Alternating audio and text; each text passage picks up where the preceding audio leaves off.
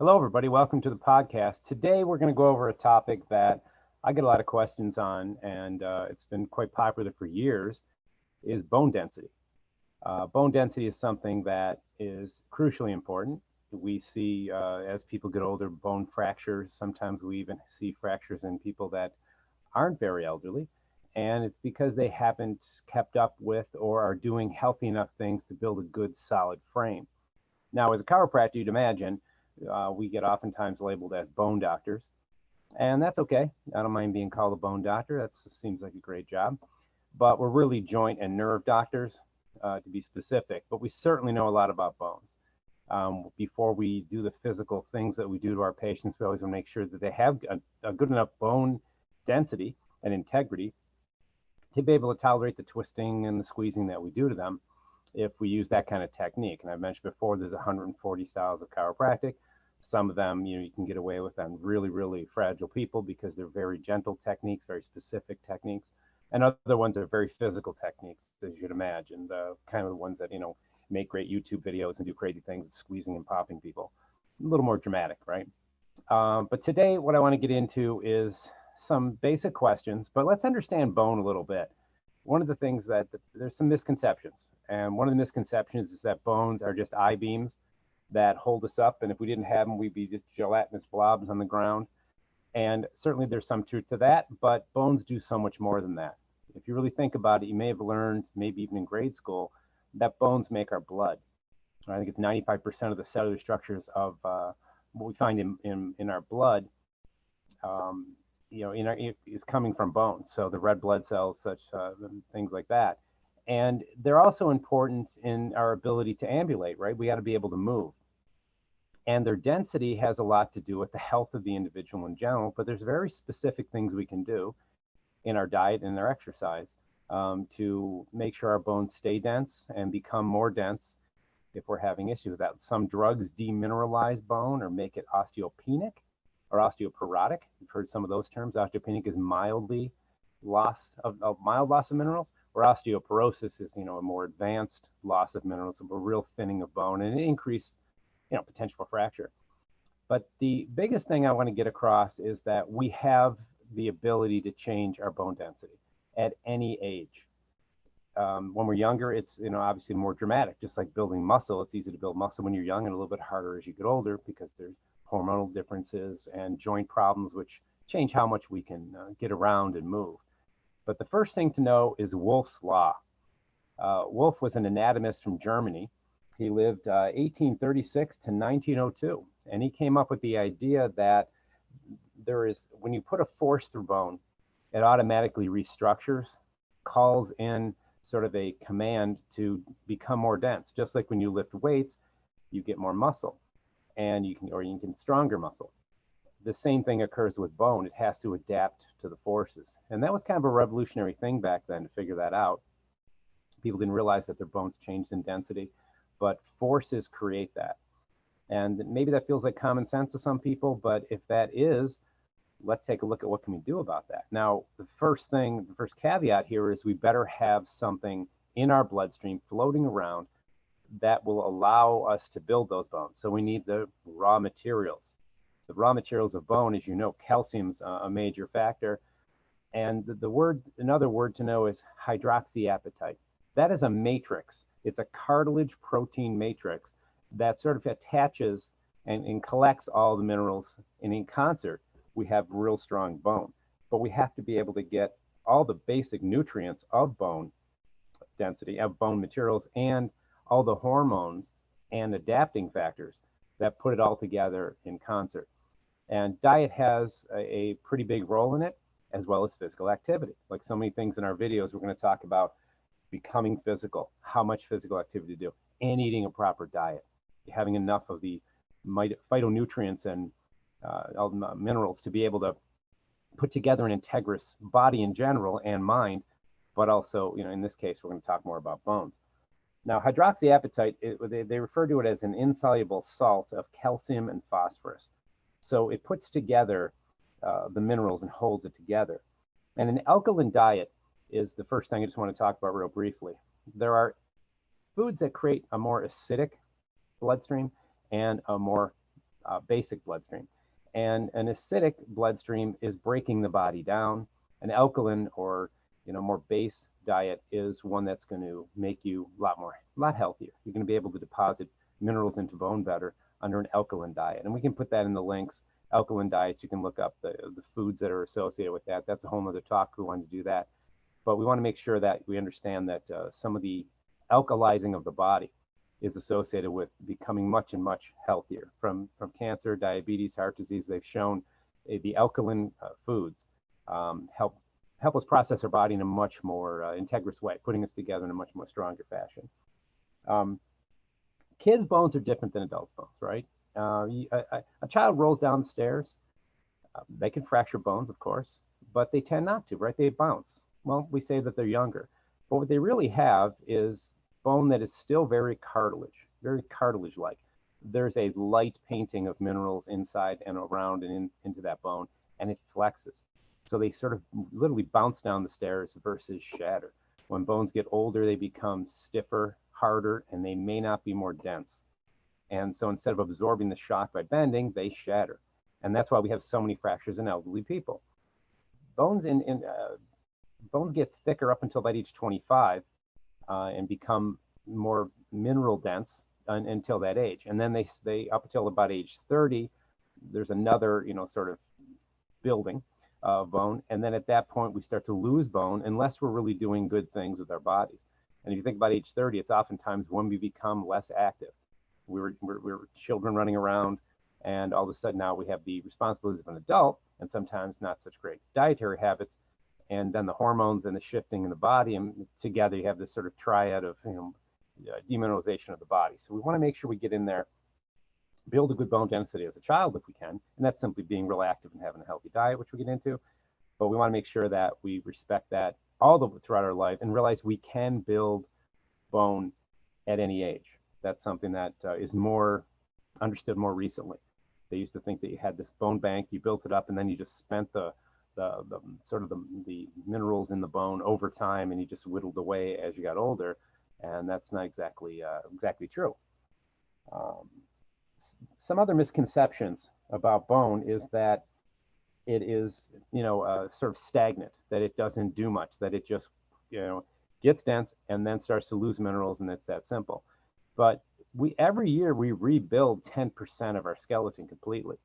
So imagine if you did healthy things for a series of years, you would be rebuilding more and more of that skeleton in a healthy way. So if we're turning over bone under an environment where we have exercise, weight-bearing exercises, we're going to get a lot healthier. We're going to get a lot more dense, and that bone is going to be able to absorb more shock and be able to help us not have the fractures in the hip and in the spine and the ribs that you see as people get a little bit older. Like we said earlier, bones make blood. A lot of people don't realize they have multiple functions like that. But let's get into some questions. Now, one of the ones that have been asked multiple times is, do vegetables help you build bone? And the answer to that is absolutely yes. Vegetables carry minerals, vitamin C. The green and the yellow turn out to be the best ones because they carry some of the phytonutrients that create the hormone shifts to be able to lay down proper bone. They looked at onions, I thought was interesting. Women over 50 that ate a lot of onions had osteoporosis decreased by 20%. And that's pretty amazing, right? 20% is a big number when we're talking about elderly women and their bone density. And simple onion was doing that. So there's, many other foods that can do that as well. Another question is, how much does weight-bearing exercise help? Well, the answer to that, of course, is a lot. We mentioned earlier Wolff's Law, right? So weight-bearing or forces put through bone had the bone get thicker.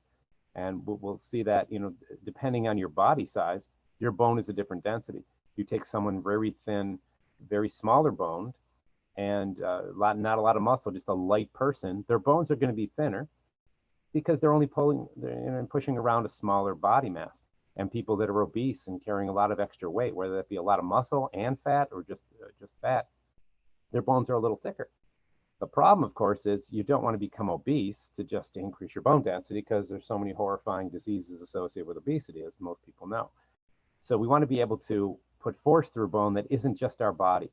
It's the actual weights that we're lifting. And weight-bearing exercises using, that idea of Wolff's Law is crucial. So you take weights and you got to be reasonable with what your joint health is, because you don't want to sprain joints and tear into knee cartilage by doing things that are beyond your ability. Always have a good personal trainer, chiropractor, physician, if they know these things, to be able to give you advice on what fits your frame and your body as far as the pounding it can take. Because running is an amazing way to build bone. Only so many people can really run. And how far do we need to run? They said anywhere from 3 to 4 miles every other day was enough to significantly change someone's bone density for the better. Now, the issue with that, of course, can be the orthopedic problems associated with running. I'm a bit of a runner, but at times I've paid a price for that. I really think it's a great way to do so many things for our body. It's a primal movement, which we can get into sometime. So I still continue to do it. I do it reasonably. I do it with the right shoes. And I listen to my body when it's time to take a rest from it for a while. There for a while, they said swimming wasn't going to make any difference because it wasn't that jarring force. But it turns out it is still a force, and it does increase bone density. We spend a lot of time in the water, and I think that rehabilitating joints in the water is crucial, and increasing bone density in the water, especially when someone's older and they're having problems with the force of gravity and hitting the ground. A water exercise program to increasing bone density is fantastic. So, the answer to that's pretty simple. It's an absolute yes. You really have to just take a look at what can you tolerate, but know that forces are crucial, and lifting somewhat of a heavy weight is going to do that a little faster than the lighter weights, but you can make up for that with repetition. Let's see, carbohydrate, protein, or fat? What is more important for building bone? Question number 3. So protein is the absolute answer to that one. 50% of bone is protein. That cartilaginous matrix, the hydroxyapatite, and the collagen are the main sources of protein in bones. Collagen is a type of protein. So when you support that with proper foods, you're going to increase the ability to build bone. There have been people that have had up to 100 grams a day for the average size and mobile person has been shown to increase bone density. When you start getting below 50 grams per day of protein, you start seeing changes for the worse. You start to see bone demineralize because it doesn't have the matrix and the cartilaginous matrix to soak up and hang on to and be part of that bone, that nice dense bone. So take a look at your protein intake and see what you're getting. 100 grams of protein can be a little challenging to get in a day. I do it easily. That's what I do. I've heard that number so many times that for so many other healthy things that I use that. I try to eat really healthy proteins to pull that off. How much calcium do I need to take? Now there's a great answer, because there are supplements out there, let's say, that carry high levels of calcium. And I've heard everything from 1,000 to 1,200 milligrams of calcium per day. But my thing is always see what you can get from food. Supplements are fantastic. We have loads of them at the office.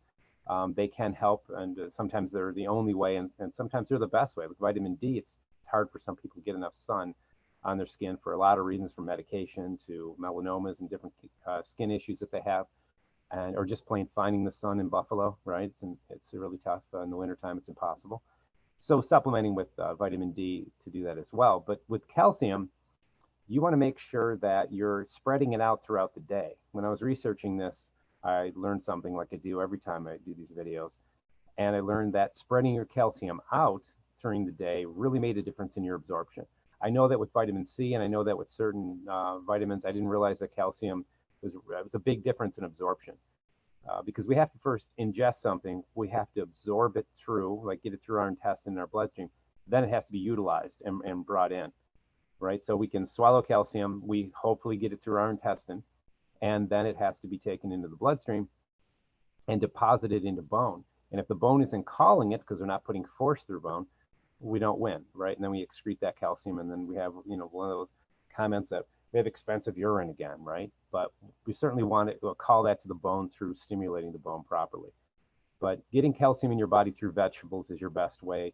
Working to try to get 1,000 to 1,200 milligrams a day still is the right answer. I like microcrystalline hydroxyapatite as a supplement. Just calapatite for short. Remember, just appetite, calcium appetite, calapatite. is my favorite one. I've seen pretty great results with that one. I had a friend of mine, really healthy guy. I think he was in his early 60s, late 50s at the time. Great skier, went downhill backwards and hit a tree. And he shattered, I think, 3 ribs and his scapula, his shoulder blade in 3 places. And right away he called me up and said, okay, what am I going to do? And I said, well, you're going to have to take some calcium supplements. I'm going to put you on this one. It's like a bone building supplement. And he wasn't a guy who really took a lot of vitamins and supplements, but he was in a situation where he wanted to utilize that because he's got a great diet. He's a super healthy guy. And the first thing he said to me is, my fingernails are growing like crazy. And so he became a believer, right? He became a believer that I can ingest a supplement and it's actually making a difference. And of course, he healed really fast. It's not a great study, obviously. We don't have double-blind crossover placebo-controlled study here. But we do have a guy whose fingernails grew a lot quicker than normal, meaning he was taking something, it was getting inside, and it was changing something in the same kind of tissue. Your skin and your bones are very related, and your fingernails are related, and they're very mineral deposited tissues. So it was really cool to see that he was able to, and he healed incredibly fast, right? He's a healthy guy too, though, right? But I really believe that had a lot to do with it. So we want to make sure that we're eating enough calcium and get it from a lot of different foods, which I think we can get into later. I think that became a question at some point. What is vitamin D used for in regards to bone? Well, vitamin D helps you absorb your calcium. When I looked at the importance of different, vitamins, minerals, and foods in this, I really realized once again, and I knew this, but it's nice to be reminded how often vitamin D plays a role in our health. It's an incredibly, incredibly important vitamin. And it's actually, a hormone as well. It's made, as most people know, from the sun shining on our skin. We can ingest it in certain foods. Fish have vitamin D, eggs. And then it's fortified in certain foods as well. Some foods don't come with it naturally, but it's put in there. And there's vitamin D2 and there's vitamin D3. Vitamin D3 is the one you should be looking for a little bit more. So vitamin D has a role in getting the calcium from your bloodstream once we ingest and absorb it into the bone itself. So vitamin D is absolutely crucial. And to know how much vitamin D you have, blood work is really the best thing. Try to yearly figure out what your vitamin D is in your blood work. Have it done. You want a number of about 70 is a really great number. I've had people that I know that are quite sedentary and in their house a lot, and they had an 8. And an 8 is a scary number. That's really low, and there's so many health problems associated with vitamin D that low, especially your immune system, just really not working right at all. So really be careful about that. The other thing that's associated with vitamin D is vitamin K2. It's not a real popular vitamin, but it's been associated with bone density and a lot of interactions with vitamin D, and to be really healthy in the use of how vitamin D is utilized in our body. And there's K2 is sort of, there's 2 types. There's MK4, MK7. MK7 is a little bit better in its association with bone density and the vitamin D's role in bone density. Let's see, question number 6, does a low-calorie diet decrease bone? Well, one of the things when we're losing weight is we're losing our body, right? We're losing fat, hopefully, but if the diet isn't done right, we lose muscle. And most people realize that. And anyone that's really been into bodybuilding or weight training, you'll see that they have to really calculate things properly to strip off the weight, especially bodybuilders, to get all that fat off of you and not lose muscle. So that diet has to be like honed in and very precise, or the person, as they lose fat, will lose muscle, and that defeats the whole purpose of bodybuilding. You want all that muscle. And it's sort of interesting when you think about it. Why wouldn't you lose bone density? If you're starving the body is ingesting itself, right? When you lose weight, you're actually eating your own body, right? You're burning your own body. And the body at different times will be smart enough to say, hey, I'm starving, I need energy for survival, I'm going to take it off of fat. Great, that's normally how it works. But why not some other parts of the body too that you're not using, right? Especially if you're not exercising. So you have these diets that people go on that are, don't have any exercise associated with them, and they get all this weight loss. And I'm not a big fan of those kind of diets. I don't think any diet should be involved in without exercise. I don't think anything should have to be that extreme. That's my personal approach on it. So when you're doing any kind of diet like that, you can lose bone density. So they did a study. I was able to find where they looked at how many calories that you started on the average person with average activity, not an Olympic athlete, not a couch potato. And once you got down below 1,000 calories a day, there is a slight decrease in bone and muscle. And so people doing 800 calories, 500 calorie diets a day, um, most people are going to have detriments to that in bone density. So you want your calories to be up around 1,200 calories a day when you're doing a diet. Average person here, right? I mean, I'm hitting the middle on this. But when you get that kind of starvation mode going, you're really going to end up with problems in losing whatever part of the body is associated with whatever the body seems to need. If it needs calcium and phosphorus and magnesium and potassium, why not get it from bone, right? It's a nice bank of that stuff. And then all of a sudden you're left with pretty inferior bone. So be careful when you're doing a very calorie restricted diet that you don't end up starving your bones out, making them thin. So that's a great question. Does collagen increase bone density? Well, yeah, we talked about that earlier. It's the main protein in bone, so absolutely it does. Joints like cartilage as well. So getting proper cartilage in your body is crucial.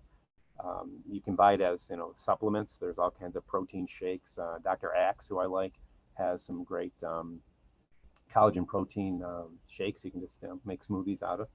But really, what I found interesting is that collagen is found in fish, chicken, egg whites, red and yellow vegetables, and citrus fruits.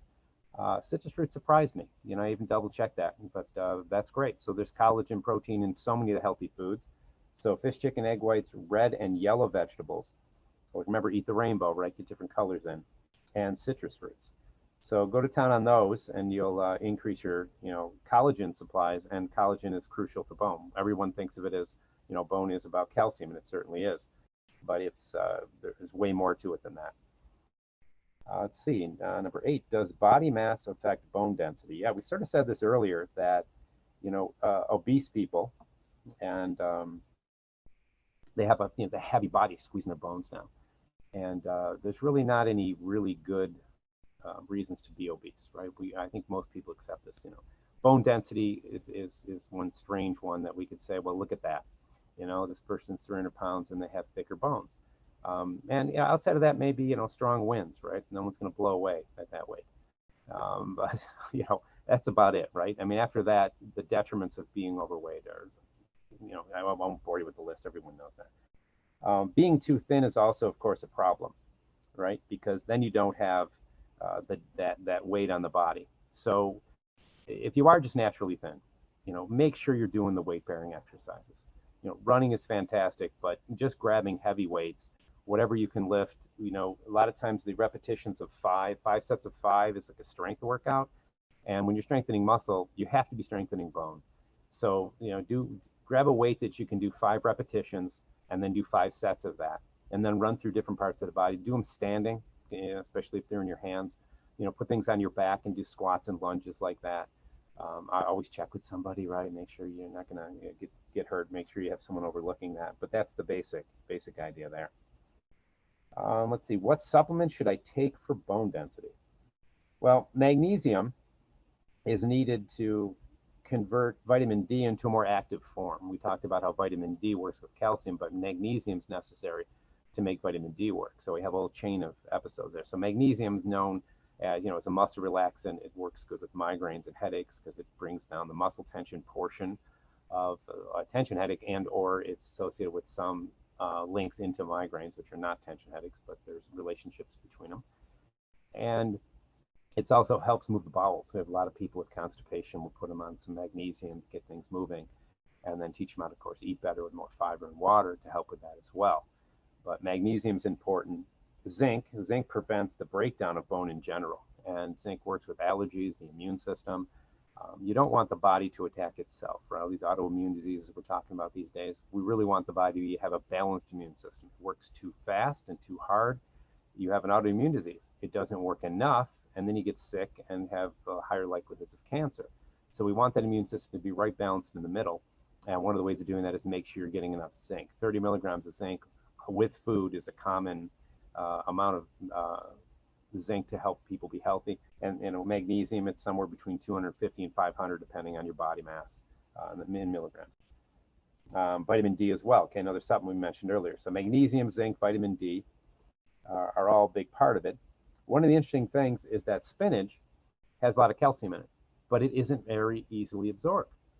And it's because it has oxalates. Now, oxalates are one of the things that breaks down from certain really healthy foods, but it really doesn't help you absorb calcium. So spinach can be healthy for a lot of things. It has magnesium and zinc, so you can eat it for that, but it's not a great source of calcium. But potatoes, shrimp, salmon, mackerel are all good sources of bone food. So potatoes, spinach, raisins, shrimps, salmon, and mackerel, I would say, put into that category of foods that will really help you have the building blocks for bone. You mix that with the exercise and you're doing really good. Good sources of calcium, since spinach isn't the greatest source of it, even though it contains it, are kale, collard greens, and dandelions. So some of these things that are, you notice a lot of these foods are kind of bitter. I one time read a study about bitter foods, and there are links to cancer prevention. It's really interesting that we don't have a lot of bitter foods in our diet. We tend to eliminate that maybe because of the flavor.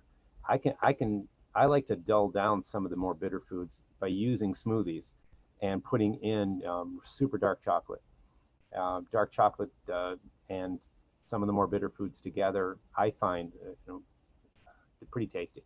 But I give it a shot sometime. Put some of the more collard greens and dandelions in your smoothies, and add a little bit of super dark chocolate or cacao, another form of more raw form of chocolate without the sweeteners and no dairy in it. Really healthy, antioxidant, pretty iron rich as well. Let's see.